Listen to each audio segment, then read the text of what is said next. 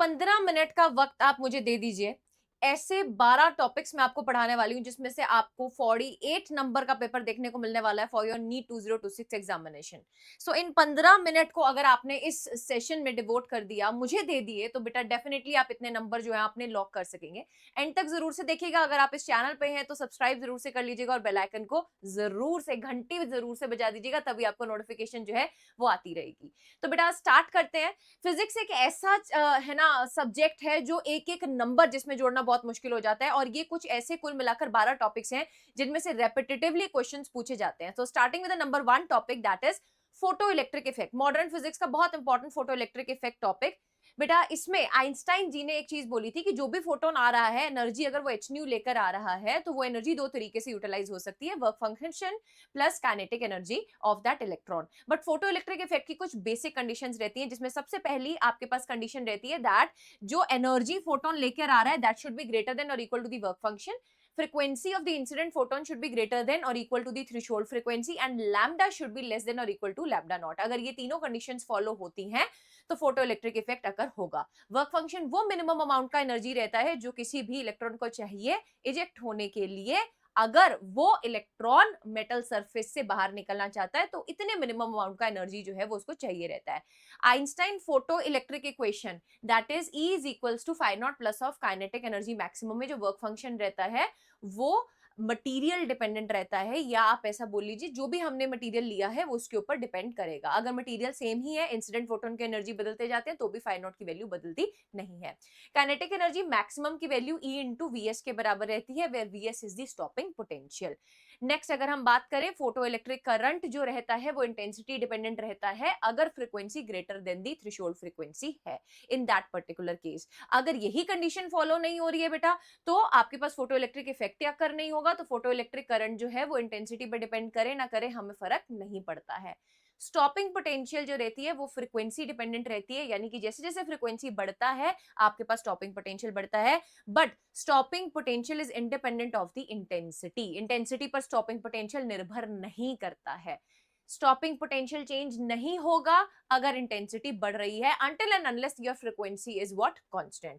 तो बेटा इंटेंसिटी बढ़ने से फोटो इलेक्ट्रिक करंट बढ़ता है, but under the condition that frequency is greater than or equal to the threshold frequency. बेटा इंटेंसिटी डिफरेंट है तो सैचुरेशन करंट डिफरेंट होगा, बट स्टॉपिंग पोटेंशियल सेम रहेगा। अगर इंटेंसिटी सेम है, फ्रीक्वेंसी बढ़ रहा है, तो स्टॉपिंग पोटेंशियल आपके पास इंक्रीज होता है। बेटा जी काइनेटिक एनर्जी मैक्सिमम और आप फ्रीक्वेंसी को प्लॉट करते हो तो फ्रीक्वेंसी बढ़ती है, काइनेटिक एनर्जी बढ़ती है। बट ये सब कब पॉसिबल है बेटा? After a minimum value of frequency that is the threshold frequency. Next topic पे आ जाते हैं, दैट इज बोहर्स मॉडल। बेटा रदरफोर्ड जी ने ये तो बताया था दैट एटम जो है वो एटम के बीच में न्यूक्लियस जो है वो सेंटर में है, positive mass and charge density लेकर बैठा है, बट जो इलेक्ट्रॉन्स उसके आसपास घूम रहे हैं वो स्टेबल ऑर्बिट्स में है या नहीं, एटम की स्टेबिलिटी के बारे में वो नहीं बता पाए थे। तो बोहर्स मॉडल आया था। बोहर्स मॉडल में बेटा तीन पोस्टुलेट्स दिए गए थे। फर्स्ट पोस्टुलेट के अकॉर्डिंगली इलेक्ट्रॉन्स रिवॉल्व करते हैं स्टेशनरी ऑर्बिट्स के अबाउट। सेकंड पोस्टुलेट में एंगुलर मोमेंटम वो क्या कहते हैं, उन ऑर्बिट्स का क्वांटाइज रहता है, यानी कि L is equals to mvr which is equals to nh/2π। Third postulate में वो बोलते हैं कि अगर एमिशन स्पेक्ट्रम है या ऑब्जॉर्प्शन स्पेक्ट्रम है तो इन बोथ द केसेस बेटा अगर electron higher to lower orbital आएगा तो वो फोटोन की उल्टी करेगा, जिसकी energy h mu is equals to the energy difference between the two levels. अगर इलेक्ट्रॉन को जंप करना है from lower to the higher orbit यानी कि एब्जॉर्प्शन स्पेक्ट्रम, तो उस केस में वो फोटोन को एब्जॉर्ब करके जाएगा, जिसकी एनर्जी अगेन इक्वल होगी the energy difference between the to energy levels. बेटा जी बोहर्स मॉडल में आपके पास डिपेंडेंसेस आपको याद होनी चाहिए। रेडियस जो रहता है वो 0.529 एन स्क्वायर बटा जेड होता है। एन स्क्वायर पर डायरेक्टली डिपेंड करता है। N is the principal quantum number. K L M N shells में एन की वैल्यू 1 2 3 एंड सो ऑन रहती है। Z is the atomic number. Velocity बेटा जेड पर डायरेक्टली, एन पर इनवर्सली। टाइम एन क्यूब पर डायरेक्टली, जेड स्क्वायर पर inversely depend करता है। और total energy minus of 13.6 Z square बटा एन स्क्वायर इलेक्ट्रॉन वोल्ट होती है। हाइड्रोजन के लिए जेड की वैल्यू हम 1 सब्स्टिट्यूट करते हैं, अदरवाइज जनरल फॉर्मूला बेटा आपको ये याद रखना है, ऊपर जेड स्क्वायर आता है। अगर हीलियम हो जाएगा तो जेड की वैल्यू 2 हो जाएगी, लिथियम हो जाएगा तो जेड की वैल्यू 3 हो जाएगी। बोहर्स मॉडल एप्लीकेबल सिर्फ और सिर्फ उन पे है जिनमें 1 इलेक्ट्रॉन सिस्टम है। 1 से ज्यादा इलेक्ट्रॉन सिस्टम है तो आप बोहर्स मॉडल को नहीं लगा सकते। बेटा टोटल एनर्जी और kinetic energy magnitude wise same रहता है, बट टोटल एनर्जी नेगेटिव में रहती है बेटा। क्योंकि potential energy is negative and total energy is the sum of kinetic energy plus potential energy. Potential energy बेटा 2 गुना 2 टाइम्स होती है टोटल एनर्जी के। ये रिलेशनशिप्स आपको याद रखने हैं। फिर energy level of hydrogen atom की अगर मैं बात करूं तो डिस्क्रीट एनर्जी लेवल्स आपको मिलते हैं। n is equals to 1 ground state से आप स्टार्ट करते हो तो माइनस ऑफ 13.6 वैल्यू आपको मिलती है अगर आप इस फॉर्मूला में n की वैल्यू को 1 डालते हो और z की वैल्यू को भी 1 डालते हो।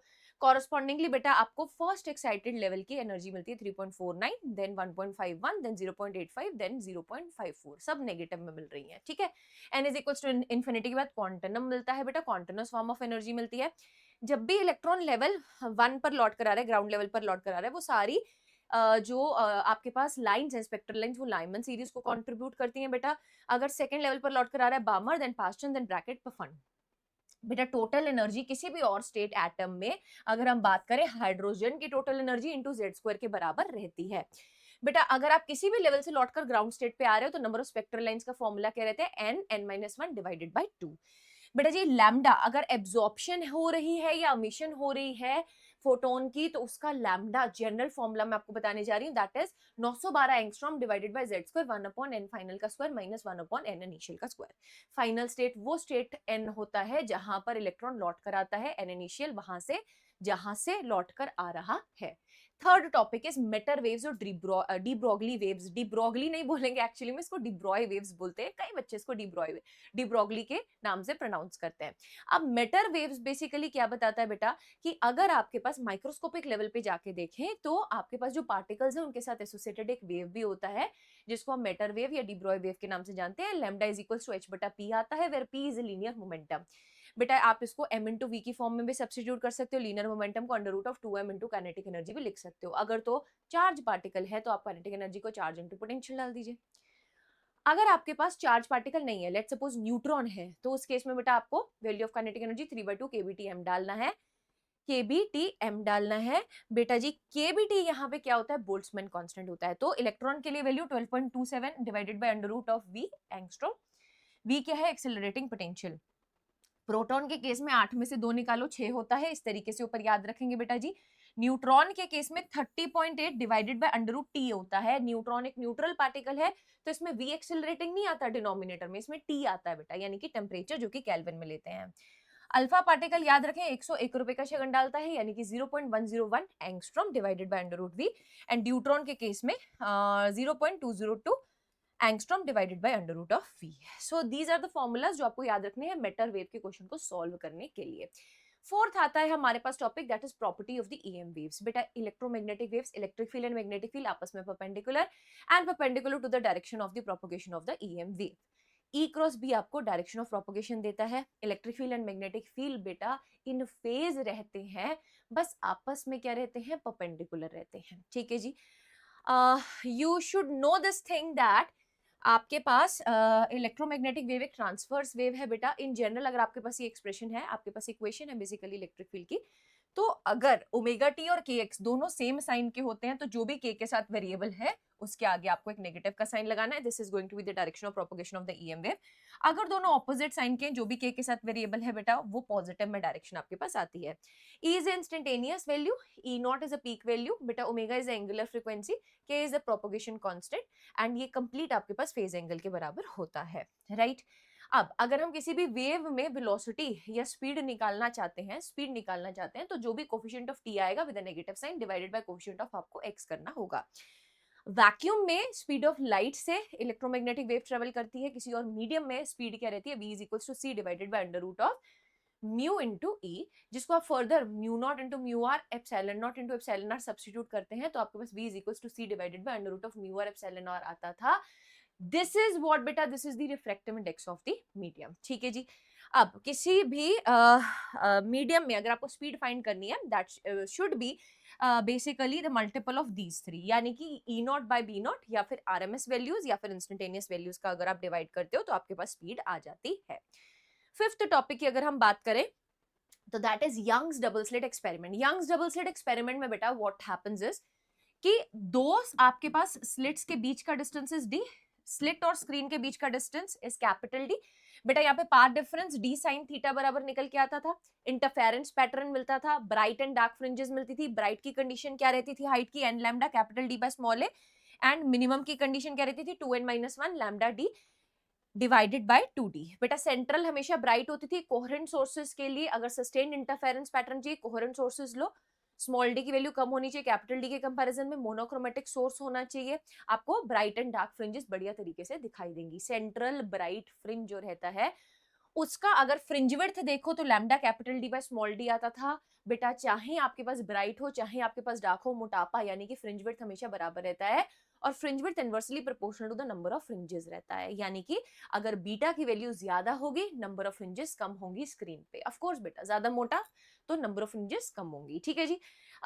एंगुलर फ्रिंज विड्थ की अगर हम बात करें तो बेटा जी आपके पास lambda divided by small d आता है। It is independent of capital D, that is distance of the screen from the slit plane, right. Next अगर हम रेजिस्टेंस नेटवर्क की बात करें तो बेटा सीरीज में रेजिस्टेंस बढ़ता है, पैरेलल में रेजिस्टेंस कम होता है। ठीक है। R is equals to rho l बटा ए। आपके पास अगर वॉल्यूम कंजर्वेशन आप लगाओ तो R directly proportional to L square, R inversely proportional to A का स्क्वायर हो जाता है। बेटा रेजिस्टिविटी क्या थी, m divided by n e square tau, where m was the mass of electron, n is the number of electron density, या number of electron density, tau is the average relaxation time and your E is the electronic charge। ठीक है। Resistivity बेटा final resistivity किसके बराबर आती थी, initial resistivity 1 plus alpha delta T. Alpha temperature coefficient, conductors के case में बेटा पॉजिटिव, सेमीकंडक्टर्स के केस में नेगेटिव, अलॉयज के केस में ऑलमोस्ट बराबर टू जीरो। व्हीटस्टोन ब्रिज में आपके पास व्हाट हैपेंड वाज, बेटा अगर बी और डी पॉइंट का पोटेंशियल बराबर होता था तो P divided by R Q divided by S के बराबर होता था, तो आप रेजिस्टर नेटवर्क को बहुत इजीली यहां से सॉल्व कर सकते थे। Capacitor, seventh topic is capacitor. Capacitor में बेटा parallel plate capacitor is very important. तो इसमें दो तीन कंडीशंस हैं। एक simply charge on a capacitor plate is equals to capacitance into potential difference. बेटा अगर वैक्यूम एज एन इंसुलेटर लिया है तो सी की वैल्यू एप्सिलॉन नॉट ए बटा डी आ जाएगी। एनर्जी स्टोर्ड का फॉर्मूला एक ही याद रखना है, Q square divided by 2c। अगर हम एनर्जी डेंसिटी बात करें, हाफ एप्सिलॉन नॉट ई का स्क्वायर रहता था। बेटा एक प्लेट के ऊपर पॉजिटिव चार्ज है, दूसरी प्लेट के ऊपर नेगेटिव चार्ज है, they want to attract each other of course because opposite charge है, बट इंसुलेटर मीडियम है तो इसीलिए ये चिपक नहीं पाती है। बट इन दोनों के बीच में जो फोर्स लगता है that is Q square divided by 2a epsilon not which is independent of the D distance between the to plates. Combination में सीरीज में बेटा कैपेसिटेंस की वैल्यू जो होती है वो डिक्रीज हो जाती है, पैरेलल में इट इंक्रीजेस। पैरेलल में क्या होती है, इंक्रीज होती है। अब अगर आप डायलेक्ट्रिक्स इंसर्ट करते हो बेटा तो आपके पास epsilon naught a divided by d minus t plus t divided by k रहता है, यानी कि कैपेसिटेंस बेटा जी इस तरीके से चेंज होता है। अगर मेटल प्लेट को इंसर्ट करते हो तो बेटा ये वैल्यू जो रहती है वो इन्फिनिटी हो जाती है और ये वैल्यू ओवरऑल क्या हो जाती है, जीरो हो जाती है, याद रखना। अगर t is equals to d वाला केस है तो कैपेसिटेंस बेटा k गुना से बढ़ जाती है।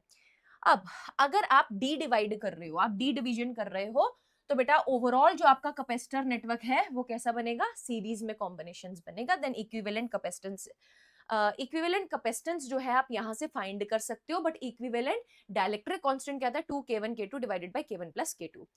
वहीं पर अगर आपके पास कंडीशन है बेटा एरिया डिवीजन की, तो एरिया डिवीजन में आपके पास पैरेलल कॉम्बिनेशन बनता है, याद रखेंगे एपी। आपकी मैम का नाम अर्शप्रीत, यानी कि जब एरिया डिवाइड होगा तो पैरेलल कॉम्बिनेशन बनेगा। तो k equivalent k1 a1 plus k2 a2 divided by a1 plus of a2। Eighth topic आता है आपके पास प्रिज्म। बेटा प्रिज्म के केस में हमेशा याद रखें that angle of prism is basically that angle जो रिफ्रैक्टिंग सरफेसेस के बीच में लाई करता है। ठीक है बच्चे, यहाँ पर डेविएशन का फॉर्मूला याद रखना है, angle i plus angle e is equals to minus of A. R1 plus R2 बेटा A के बराबर रहता है। मिनिमम डेविएशन की कंडीशन में R1 R2 is equals to R is equals to A by 2 हो जाता है, और एंगल ऑफ इंसिडेंस बेटा क्या आ जाएगा, मिनिमम डेविएशन के केस में 2i minus of A, I की वैल्यू कितनी हो जाएगी, deviation plus A divided by 2। तो एंगल ऑफ प्रिज्म यानी कि रिफ्रैक्टिव इंडेक्स ऑफ प्रिज्म अगर आप फाइंड करना चाहते हैं तो sine of delta minimum plus A by 2 divided by sine of A by 2। ये कैसे आया मैम, अगर आप इस पॉइंट P पॉइंट पर स्नेल्स लॉ लगाते हैं वहां से आपके पास ये एंगल ऑफ प्रिज्म का फॉर्मूला आ जाता है। बेटा यहाँ पर अगर आप एक ग्राफ प्लॉट करते हैं जिसमें आप I वर्सेस डेविएशन को प्लॉट करते हैं, जैसे जैसे एंगल ऑफ इंसिडेंस बढ़ाते रहते हैं डेविएशन गिरती रहती है बेटा, एक पॉइंट के बाद आके मिनिमम डेविएशन आती है, फिर जब आप एंगल ऑफ इंसिडेंस को और बढ़ाते रहते हैं तो डेविएशन जो है वो इंक्रीज होनी शुरू हो जाती है। ठीक है, तो बेटा गिरता जल्दी से है, बढ़ता मुश्किल से है, एक अनसिमेट्रिकल यू शेप आपको कर्व मिलता है। Next 9th topic is logic gate. Logic gates बेटा अगर बेसिक गेट्स बात करूं तो और गेट, एंड गेट, एंड यहाँ पे करेक्शन कर लीजिएगा, OR gate, and this is the NOT gate. ठीक है, this is the NOT gate. ठीक है जी, करेक्शन कर लीजिएगा इसमें। चलिए, तो बेटा जी और गेट में सिंपली आप दो इनपुट्स को ऐड कर रहे हैं, एंड गेट में मल्टीप्लाई कर रहे हैं, नॉट गेट में इन्वर्जन होता है। यूनिवर्सल गेट्स बेटा नैंड एंड नॉर होते हैं। ठीक है, नैंड गेट इज बेसिकली जो भी आपको एंड गेट में आउटपुट मिल रही होगी उसका रिवर्सल, क्योंकि कॉन्जुगेट है ना बेटा इस पे। नॉर गेट में जो भी और गेट में आउटपुट मिल रही होगी उसका conjugate. XOR gate and XNOR gate बेटा क्या होते हैं, स्पेशल गेट्स होते हैं। जोर गेट में हाई सिर्फ तब मिलता है जब इनपुट्स अलग अलग होती है, 1001 होती है। एक्सनॉर गेट में हाई तब मिलता है जब दोनों सेम होती है, यानी कि 0011 होती हैं। इसके बाद हम नेक्स्ट टॉपिक की तरफ चलेंगे बेटा, that is topic number 10, principle of homogeneity. Principle of homogeneity क्या कहता है बेटा, अगर आप एक इक्वेशन में left hand side and right hand side की टर्म्स देखें तो हर एक टर्म की जो डायमेंशन है वो सेम होनी चाहिए। ठीक है बेटा, साइन एक्स, लॉग एक्स, ई एक्स, ये सब क्या होते हैं, डायमेंशन लेस होते हैं। तो अगर आप डायमेंशंस फाइंड करना चाहते हैं तो आप सिंपली बेटा हर एक टर्म की डायमेंशन को बराबर इक्वेट करते हुए कांस्टेंट निकाल सकते हैं। एरर्स बेटा, there are different types of errors. अगर आप किसी क्वांटिटी की बहुत सारी वैल्यूज आप सॉल्व कर रहे हैं, कैलकुलेशन कर रहे हैं, तो जितनी नंबर ऑफ वैल्यूज आपने ली डिवाइडेड बाय द नंबर कितनी बार ली, उससे मीन वैल्यू मिलेगी। बेटा जी जितना मीन वैल्यू आ रहा है आपके पास, जितना मीन वैल्यू आ रहा है आपके पास, यानी कि जिसको हम ट्रू वैल्यू भी बोलते हैं, हर एक मेजर्ड वैल्यू में से ट्रू वैल्यू माइनस करके आप एब्सोल्यूट एरर निकालते हैं। उन सबका अगर आप मीन लेंगे तो mean absolute error. Relative error क्या होता था बेटा, जितना भी मीन एब्सोल्यूट एरर आया divided by the mean value, और उसको 100 से मल्टीप्लाई कर देंगे तो परसेंटेज एरर आ जाता है। एडिशन में बेटा नॉर्मली आप एरर्स को ऐड करते हैं, मल्टीप्लिकेशन एंड डिवीजन में फ्रैक्शनल एरर्स को आप ऐड करते हैं। अगर आपके पास पावर में आता है इस तरीके का क्वेश्चन और आपको एरर निकालना आ जाता है जेड में, तो जो भी पावर होती है उसको आगे ले आओ, जितना एरर उस क्वांटिटी में divided by the original quantity into 100। Usually ये वैल्यूज आपको दी होती हैं, आपको ऐड करके टोटल जेड में एरर निकालना रहता है। Next, acceleration due to gravity की अगर हम बात करें तो बेटा g value at a surface आपके पास फिक्स रहती है 9.8 मीटर्स पर सेकंड का स्क्वायर। फॉर्मूला रहता है capital G capital M by R square. अगर इन टर्म्स ऑफ डेंसिटी बात करें तो रो इनटू आर। अब बेटा अगर आप सरफेस से ऊपर जाएंगे या सरफेस से नीचे जाएंगे, बोथ द केसेस में एक्सेलरेशन ड्यू टू ग्रेविटी कम होता है। बेटा एच हाइट ऊपर जब जा रहे हैं, जब भी आपको हाइट मेजर करना है या जब भी आपको डेप्थ मेजर करना है, वो हमेशा विद रिस्पेक्ट टू आप सरफेस मेजर करते हैं। ठीक है बेटा, स्मॉल आर की वैल्यू आप with respect to centre measure करते हैं। स्मॉल आर की वैल्यू यहाँ पे capital R plus of h हो जाएगी। तो बेटा आपके पास एक्सेलरेशन ड्यू टू ग्रेविटी क्या आ जाएगा, GM divided by R plus of capital R plus of h का स्क्वायर। अगर हाइट स्मॉल है तो बेटा जी क्या आता है, जितना सरफेस पे 1 माइनस 2h बटा आर। डेप्थ के केस में h is replaced by d and 2 जो है वो गायब हो जाता है। Effect of rotation of the earth के केस में अगर देखें तो यहाँ पर भी बेटा जी की वैल्यू चेंज रहती है। पोल्स पर जी की वैल्यू बेटा हमें मैक्सिमम मिलती है और इक्वेटर पर हमें जी की वैल्यू मिनिमम मिलती है। तो ये variation of acceleration due to gravity के रिलेटेड आपको एक क्वेश्चन डेफिनेटली देखने को मिल सकता है। लास्ट टॉपिक की तरफ अगर हम बढ़ रहे हैं, standing waves in a string की अगर मैं बात करूं तो बेटा दो केसेस होते हैं। जब string fixed from the both ends होता है, इस केस में जो आपके पास फ्रीक्वेंसी निकल के आती है that is n times of v divided bye 2l। अब इसमें ना हर एक हार्मोनिक प्रेजेंट होता है बेटा, first harmonic, second harmonic, third harmonic, सब हार्मोनिक्स प्रेजेंट होते हैं। फंडामेंटल हार्मोनिक की जो फ्रीक्वेंसी रहती है उसमें n की वैल्यू आपको 1 सब्स्टिट्यूट करनी होती है बेटा। सेकंड हार्मोनिक में n की वैल्यू 2, थर्ड हार्मोनिक में n की वैल्यू 3। अब जितना हार्मोनिक है उससे एक कम आपके पास क्या रहता है बेटा, ओवरटोन रहता है। यानी कि अगर आप इस केस में चेक करेंगे n की वैल्यू जब 2 है तो इसके केस में बेटा आपके पास ये दो मोटे मोटे आपको दिखाई दे रहे हैं। ओवरटोन तोंद कितनी निकली है, 2 की निकली है बेटा। n इज इक्वल्स टू 3 में तोंद कितनी निकली है, 3 निकली है। ठीक है, तो आपको इसी तरीके से याद रखना है कि थर्ड हार्मोनिक होगा तो सेकंड ओवरटोन होगा, सेकंड हार्मोनिक होगा तो फर्स्ट ओवरटोन होगा। फंडामेंटल फ्रीक्वेंसी बेटा आपके पास इस केस में n की वैल्यू 1 सब्स्टिट्यूट करके v डिवाइडेड बाय 12 निकल के आती है। n की वैल्यूज कॉरेस्पॉन्ड करती है हार्मोनिक्स को और कॉरेस्पॉन्डिंगली n-1 आपके पास ओवरटोन होता है। Speed of the transverse waves बेटा under root of t divided by mu, where t is the tension in the string के बराबर होता है। अगर वायर फ्री है फ्रॉम द वन एंड, उस केस में बेटा जी आपके पास जो फ्रीक्वेंसी रहती है that is 2n-1 v divided by 4l। अब यहाँ पर बेटा जी याद रखिएगा, जब एक एंड से फ्री है तो उस केस में सिर्फ और सिर्फ ऑड हार्मोनिक्स मिलते हैं आपको, first, third, fifth, seventh, ninth, so on, even harmonics are missing. तो बेटा जी इस केस में आपके पास जो थर्ड हार्मोनिक होगा उसके कॉरस्पॉन्डिंगली फर्स्ट ओवरटोन मिलेगा। फिफ्थ हार्मोनिक के केस में हमारे पास सेकंड ओवरटोन मिलेगा। तो अगर मैं इसको जनरलाइज करूं, बेटा फिक्स फ्रॉम बोथ एंड्स यानी कि open organ pipes, fix from both ends open organ pipes, v divided by 12, 2 times of v divided by 12, 3 times of v divided by 12, these are the frequency। अगर free from one and है, closed organ pipes है बेटा, तो इसमें सिर्फ और सिर्फ odd harmonics रहते हैं। अगर आप कॉन्जिक्यूटिवली दोनों के केस में अगर आप सक्सेसिवली फ्रीक्वेंसी का डिफरेंस देखें तो दोनों के केस में सेम रहता है, that is v divided bye 12। अगर बोथ द एंड्स आपके पास फिक्स्ड है उस केस में आपको फंडामेंटल फ्रीक्वेंसी निकालनी है। आपको क्या करना है, दोनों का डिफरेंस लेना है सिंपली। अगर फ्री फ्रॉम वन एंड है बेटा, उस केस में आपको दोनों का डिफरेंस लेना है और डिवाइडेड बाय क्या कर देना है, 2 कर देना है। So these are the 12 topics जहां से डेफिनेटली आपको नीट 2026 में क्वेश्चन देखने को मिलेगा बेटा। आप हमारे साथ जुड़ जाइए हमारे टेलीग्राम चैनल पे बेटा, एंड ऐसी बहुत सारी और इंटरेस्टिंग वीडियोस के लिए हमारे साथ जुड़े रहें। Wish you good luck, stay tuned.